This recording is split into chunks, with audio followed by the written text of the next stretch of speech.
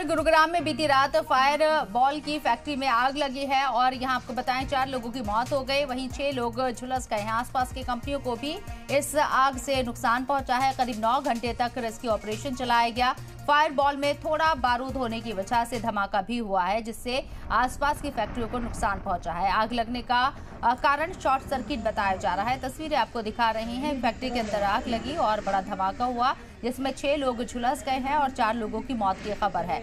गुरुग्राम का ये पूरा वाकया है। फायर बॉल की फैक्ट्री में आग लगी है। साथ ही साथ आपको बताएं आसपास की कंपनियों को भी इस आग ने काफी नुकसान पहुंचाया है। करीब 9 घंटे तक रेस्क्यू ऑपरेशन को अंजाम दिया गया। फायर बॉल में थोड़ा बारूद होने की वजह से धमाका भी हुआ, जिससे आसपास की फैक्ट्रियों को नुकसान पहुंचा। आग लगने की वजह शॉर्ट सर्किट बताई जा रही है। शदीद नुकसान होता हुआ नजर आया। जानी नुकसान भी हुआ है।